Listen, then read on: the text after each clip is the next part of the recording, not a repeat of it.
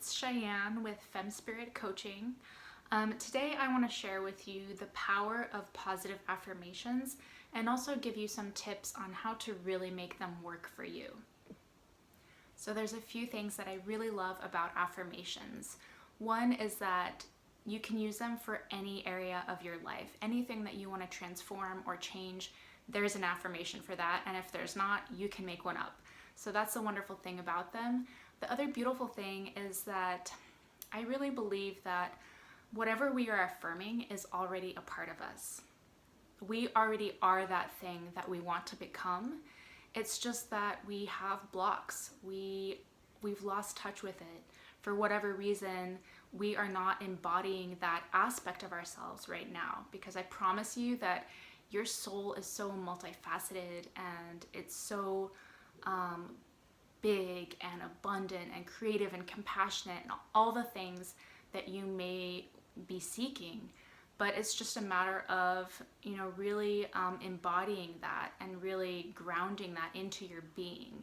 And so affirmations help us to get in touch with what we already are. And that's the beauty of it.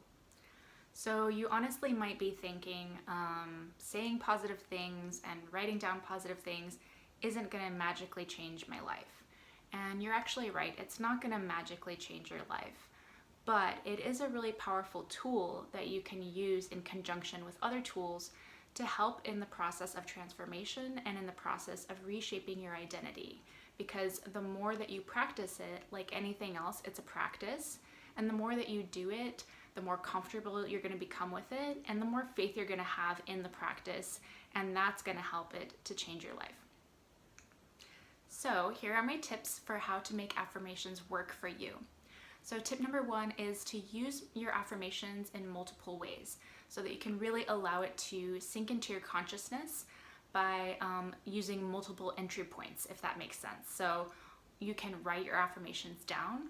I would actually get a specific journal just for this, where you can dedicate it to your daily affirmation practice. The other thing is saying it out loud. I know that at first this may feel kind of weird or kind of funny, but this is really important, especially if you're someone who has had trouble in the past using your voice, speaking up for yourself, right? So this is really important to be able to say your affirmation out loud. It really just helps you to embody it on another level. And even taking that to another level is to say your affirmations in front of a mirror.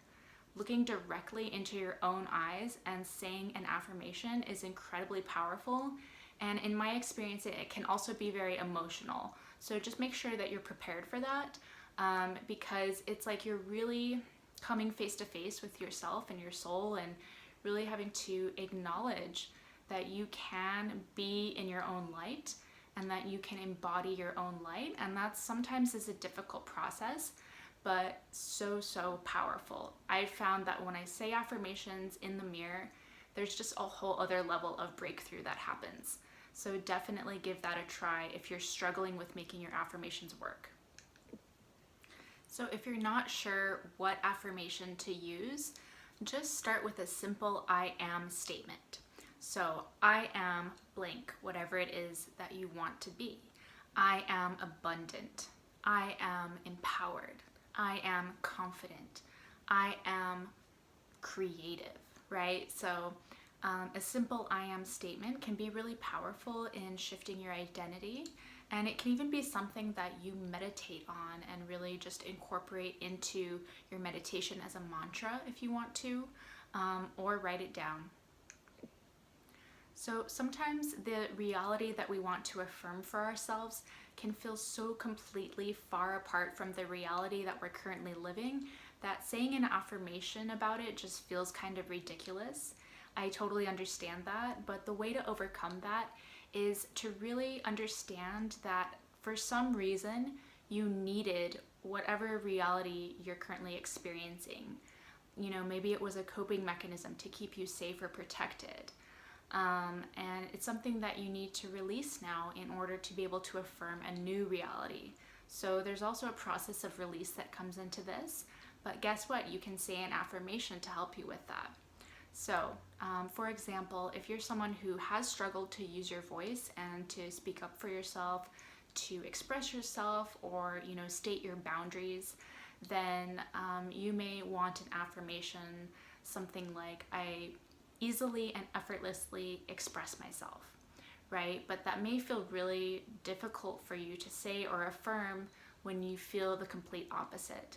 So the first step is to just acknowledge that for whatever reason, and you will be able to, come to understanding of what this reason is for you, is you needed to repress yourself. You felt the need to keep yourself hidden, to keep yourself safe, maybe to avoid conflict, maybe to avoid unwanted attention, something like that. So really understanding that at one point you felt the need to not express, to not speak your truth.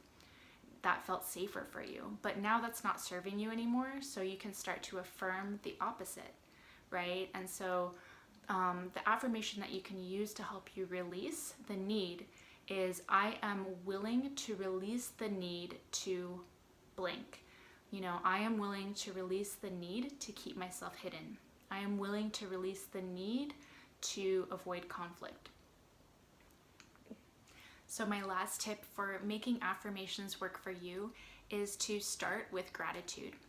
The thing is that positive affirmations and gratitude really go hand in hand, because gratitude is what gets you into the state of being and the state of mind to make affirmations work, for you to be able to believe that they are possible.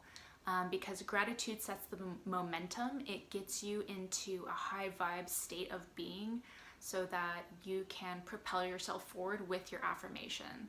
So I would recommend, starting a gratitude practice and maybe writing in a gratitude journal or a gratitude list before you do your affirmations, to really get yourself in that positive state of mind of already being thankful for what you already have, right? Because when we are in a really low negative spot, it's hard to just affirm that we're totally positive, right?